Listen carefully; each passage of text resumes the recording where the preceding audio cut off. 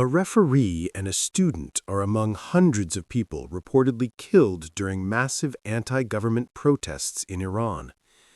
Coach Amir Mohammed Kukan, 26, was hit by live ammunition on 3 January during protests in the town of Neyriz, his friend told BBC Persian. Everyone knew him for his kindness, they said, adding his family is grieving and angry because he was killed by the regime. 5 days later, student Rubina Aminian, 23, was shot from behind during a protest in Tehran, according to human rights groups. She fought for things she knew were right, her uncle told CNN. Nearly 500 protesters and 48 security personnel have been killed in 2 weeks of protests, a U.S.-based rights group says.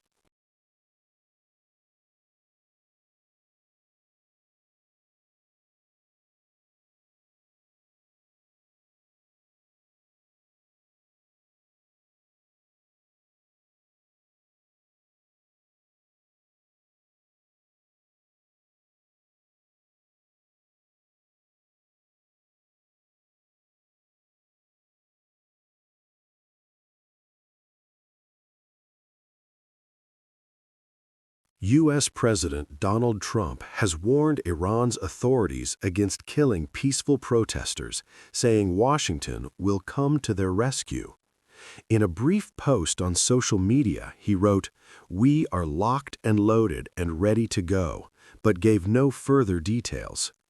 A senior advisor to Iran's supreme leader, Ayatollah Ali Khamenei, responded by saying Trump should be careful if he intervened, warning of potential chaos across the Middle East.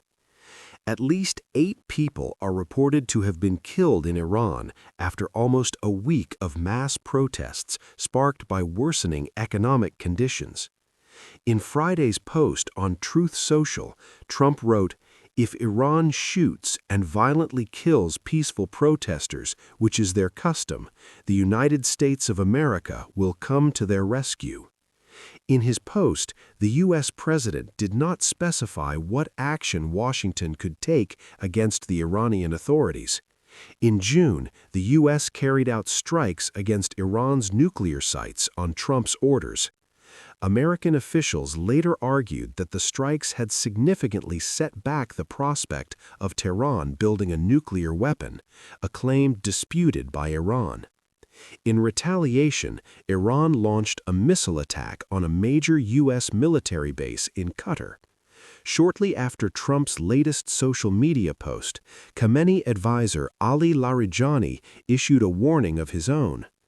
Trump should know that U.S. interference in this internal matter would mean destabilizing the entire region and destroying America's interests, he wrote. But for some of the protesters, intervention from the U.S. would be welcome. They, security forces, are afraid and they shake to the bones when Mr. Trump says something or Mr. Israeli Prime Minister Benjamin Netanyahu says something, a young woman protesting in Tehran told the BBC's NewsHour program. Preferring to stay anonymous for her own safety, she said protesters had been asking for U.S. support for years because the security forces believe that if Mr. Trump says something, he will do it, and they know if anything happens, they would have to take the consequences. 8 people are reported to have been killed since protests started on Sunday. 2 people died in clashes between protesters and security forces in the southwestern city of Lordigan, according to the semi-official Fars news agency and the human rights group Hengao, which said they were protesters, naming them as Ahmad Jalil and Sajjad Valamanesh. 3 people were killed in Azna and another in Kudasht, all in the west of the country, Fars reports. It did not specify whether they were demonstrators or members of the security forces.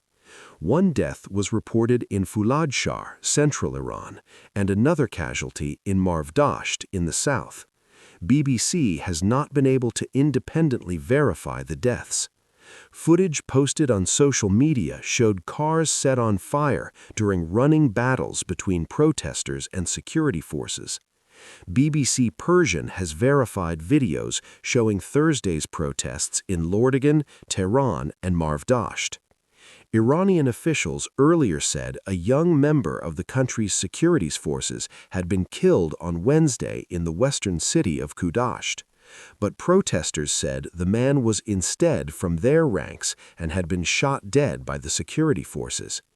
On Friday, clashes were reported during the man's burial ceremony, attended by thousands of mourners. Uniformed members of the security forces had tried to carry his coffin, but the crowds wrested it from them and chased them away.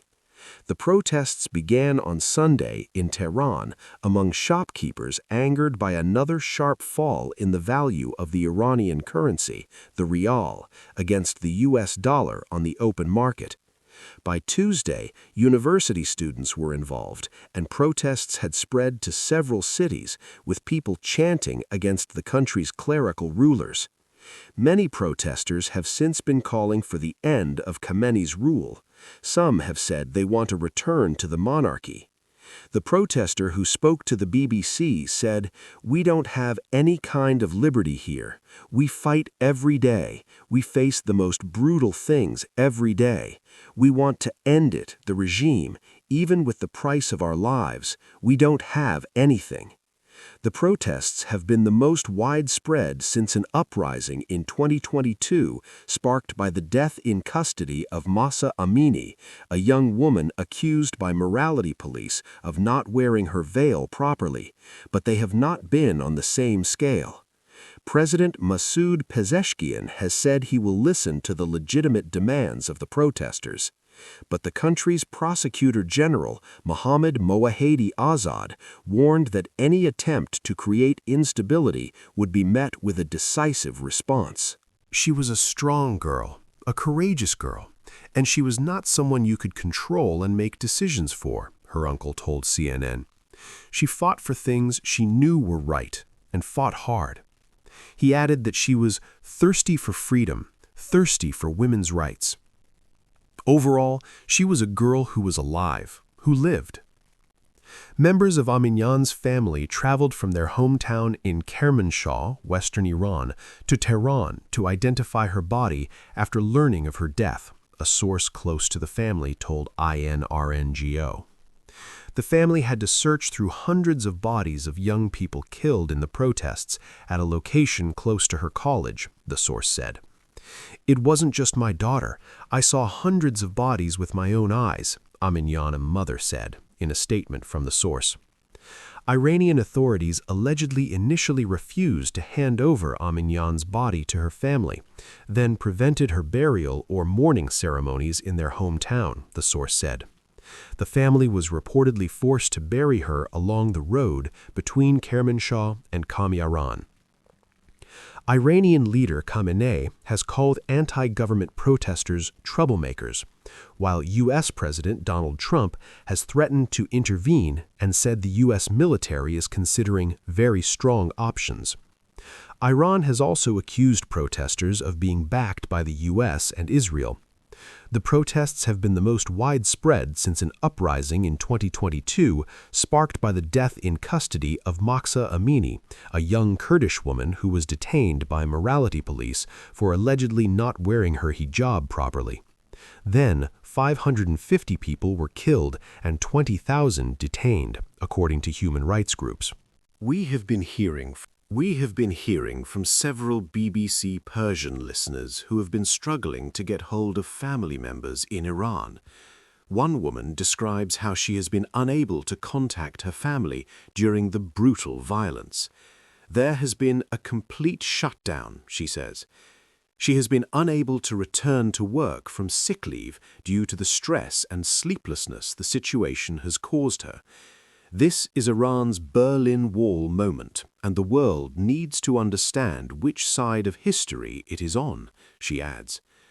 Another member of the BBC Persian audience says his connection with Iran has been completely cut off since Thursday. "I have no information about my family's situation.